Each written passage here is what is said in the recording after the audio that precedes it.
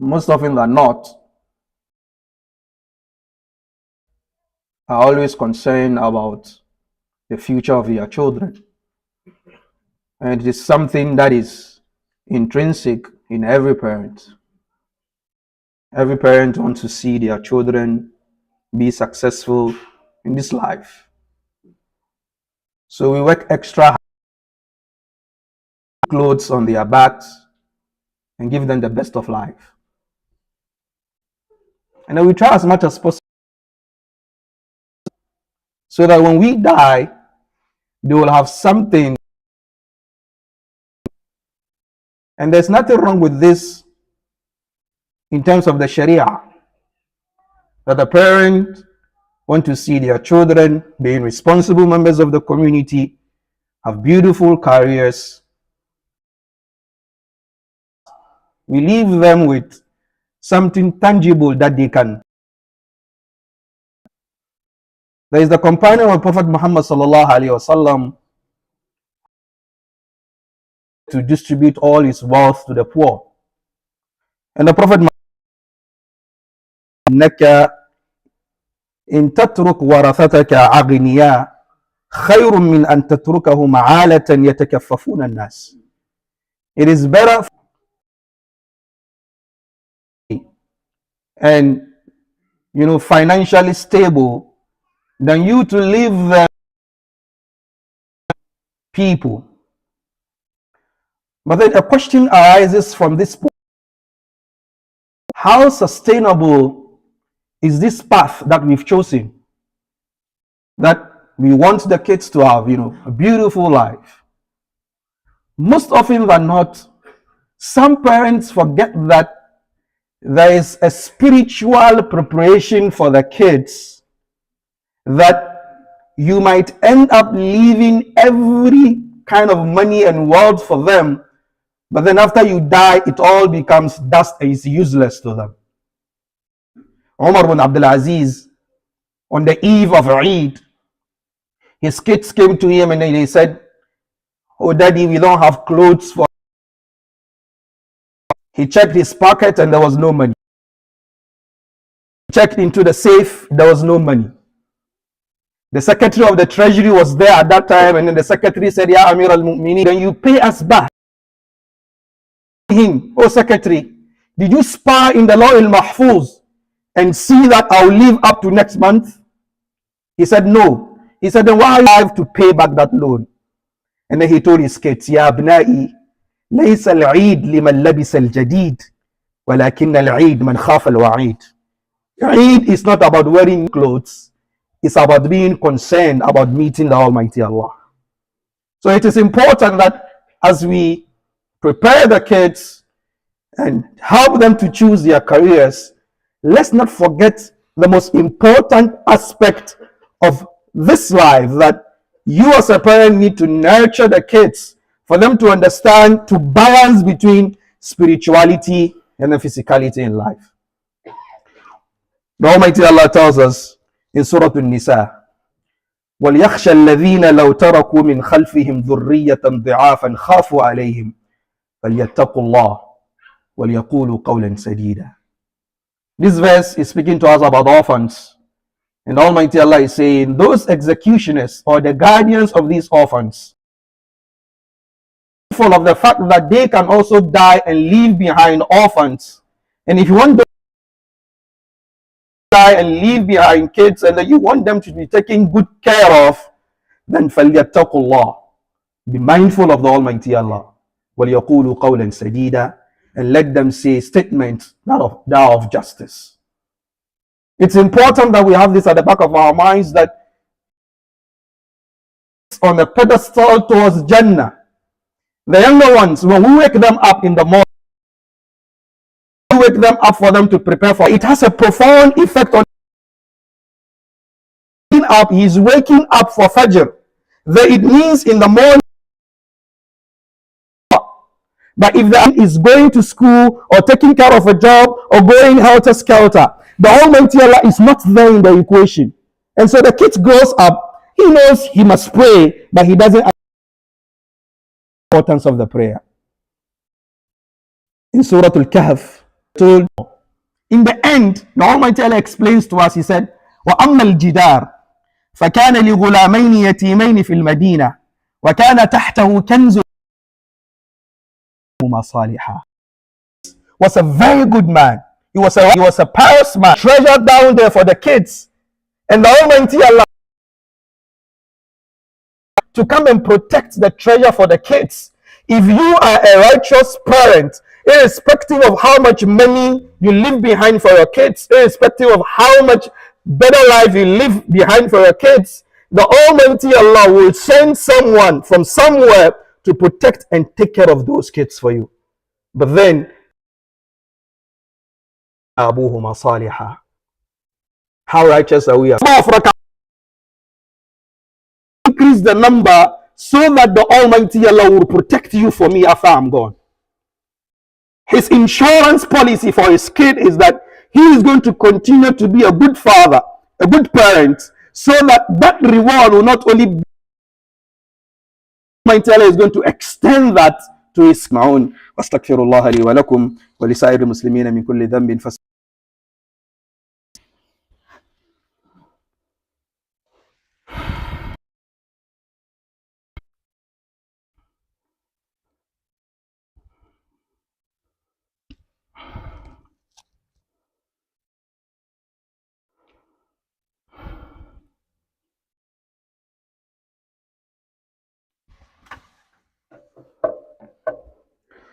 أعوذ بالله من الشيطان الرجيم بسم الله الرحمن الرحيم الحمد لله رب العالمين الرحمن الرحيم مالك يوم الدين ربنا آتنا في الدنيا حسنة وفي الآخرة حسنة وقنا عذاب النار.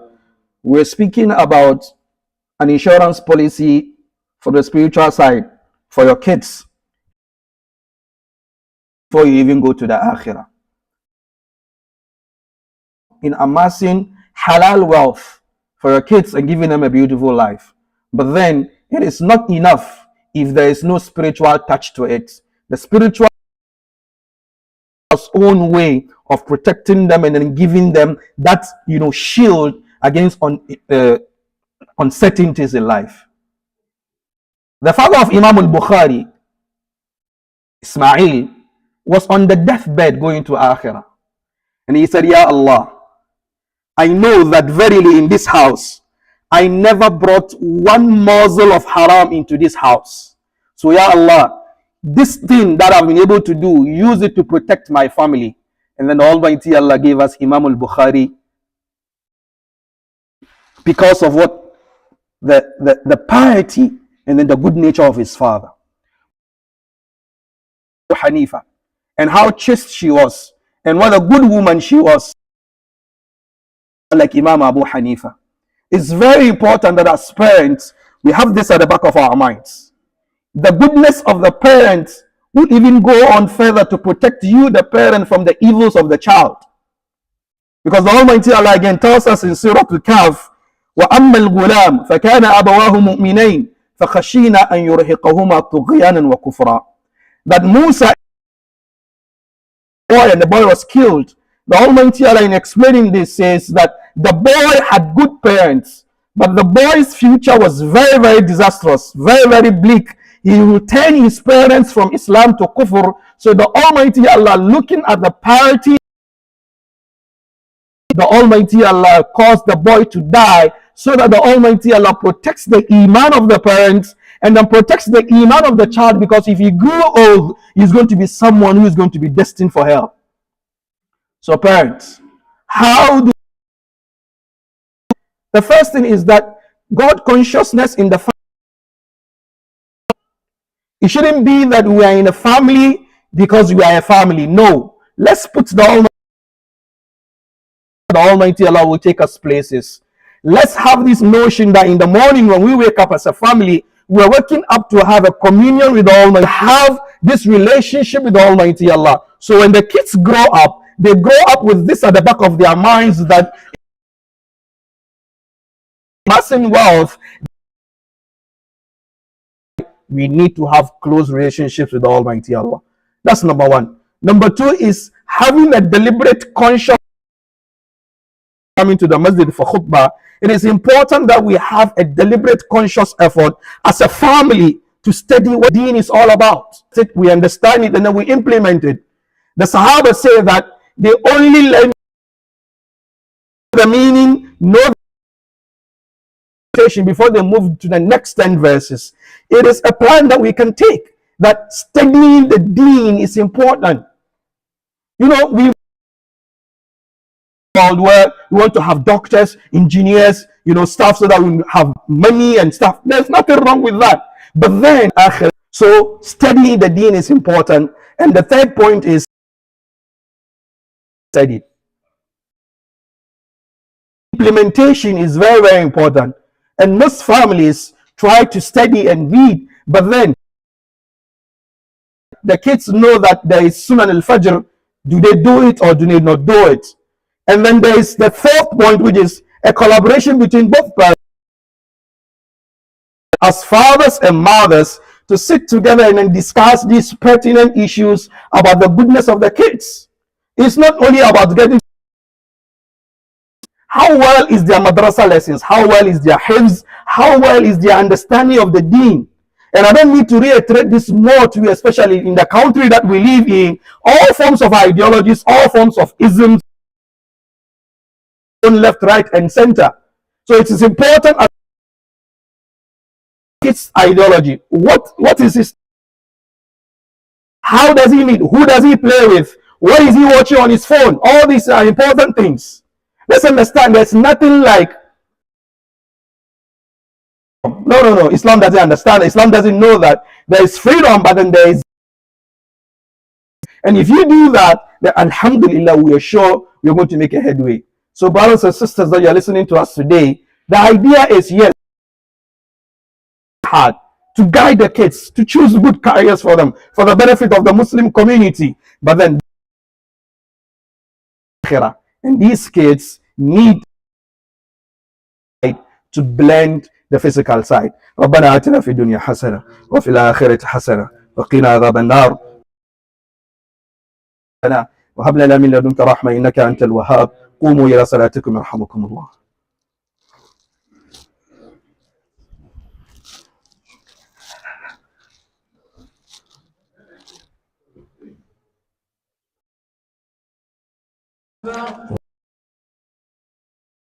الله أكبر. أشهد أن لا إله إلا الله أشهد أن محمدا حي على الفلاح. الله أكبر الله.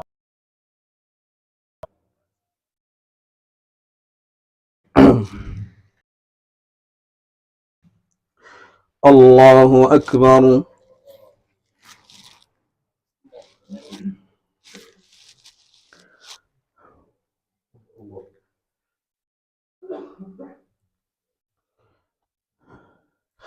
الحمد لله رب العالمين الرحمن الرحيم مالك يوم الدين إياك نعبد وإياك نستعين اهدنا الصراط المستقيم صراط الذين أنعمت عليهم غير المغضوب عليهم ولا الضالين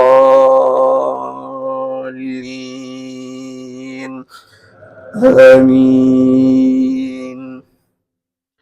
وتفقد الطير فقال ما لي لا أرى الهدهد أم كان من الغائبين لأعذبنه عذابا شديدا أو لأذبحنه أو ليأتيني بسلطان مبين فمكث غير بعيد فقال أحط بما لم تحط به وجئتك من سبأ بنبأ يقين إني وجدت امرأة تملكهم وأوتيت من كل شيء ولها عرش عظيم وجدتها وقومها يسجدون للشمس من دون الله وزين لهم الشيطان أعمالهم عن السبيل فهم لا يهتدون. الله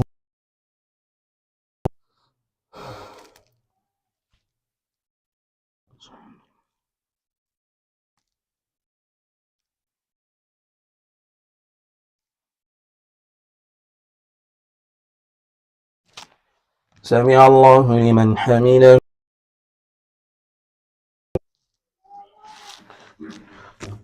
الله أكبر.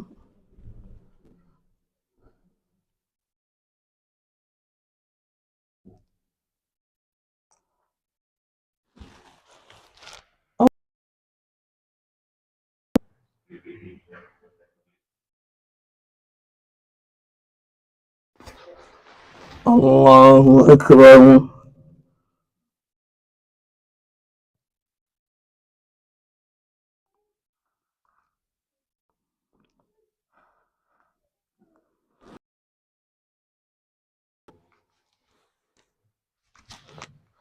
الله أكبر. الحمد لله رب العالمين الرحمن الرحيم مالك يوم الدين إياك نعبد وإياك نستعين اهدنا الصراط المستقيم صراط الذين أنعمت عليهم ولا الضالين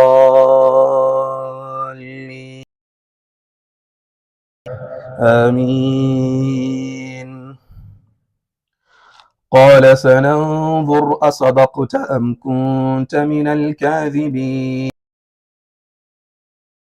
هذا فألقه إليهم ثم تول عنهم فانظر ماذا يرجعون قالت يا إني ألقي إلي كتاب كريم إنه من سليمان وإنه بسم الله الرحمن الرحيم. الله أكبر.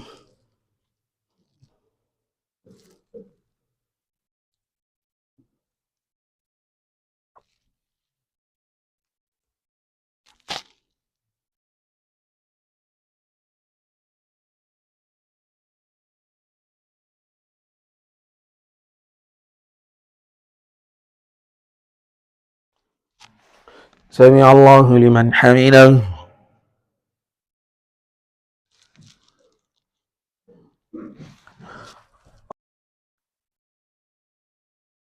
الله أكبر.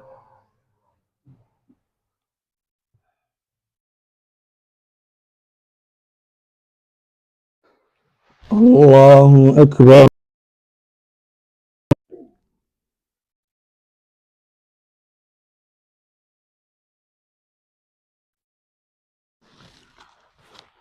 الله أكبر. طيب الصلاة. السلام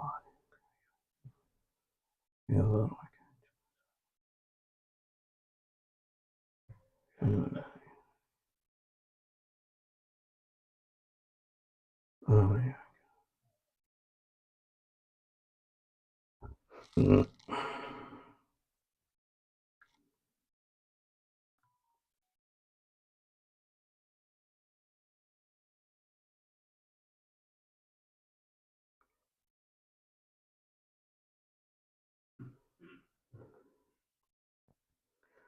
السلام عليكم ورحمة الله.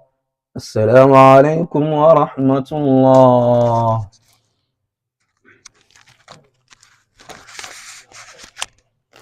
استغفر الله.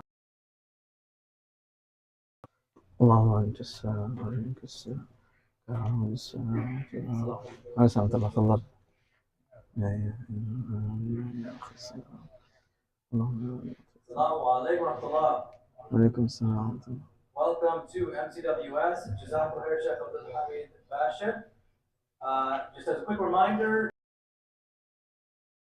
12:30 and 1:45 Jummah in this building, and during the weekdays it's going to be at 1 p.m. and 2 p.m. on the weekends. All right, 1 o'clock on the weekdays for the winter, inshallah. Tonight we do have Angel Circle tonight with Ustad Taser Safi. Taser will be here doing a 4-part series tonight. It'll cover preservation of Hadith, inshallah, and MCWS. Today, also at 4 p.m. in 2 hours, there's going to be a high school girls hangout at the MAC. Guys, I'm giving the announcements. Can we keep it down for maybe 10 seconds?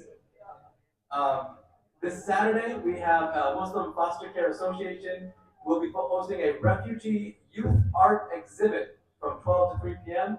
This is going to be at the MAC tomorrow. Everyone is invited to walk through the art gallery and support the cause. Again, that's going to be tomorrow at the MAC at noon. The Pakistani Children's Relief Annual Khirat competition will take place this weekend. That's going to be this weekend, Saturday. It'll be at Miftah this Saturday, and then Sunday, November 13th at the Met. So this is for 2 days, ages 5 to 19. Again, this Sunday it'll be at 1 p.m. at the Met. Almost done. From 11:30 a.m. to 2 p.m. is the senior lunch at the MAC. And Thursday from 6 to 8 p.m., we've got the middle school boys bowling event at Super Bowl on Ford Road in Canton. Tickets can be purchased on Eventbrite. That's $12 for 2 hours of bowling, shoes, pizza, and soda. Jazakallah khair. Please remember the masjid in your donation. I said soda. Jazakallah khair.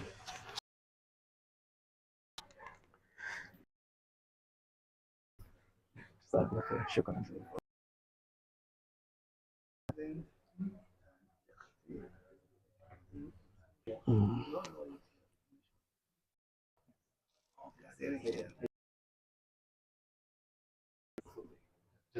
حياكم خيرا ان شاء الله. ما شاء الله بارك الله فيك. الحمد لله خيرا. ونينا نافلة ونينا نافلة.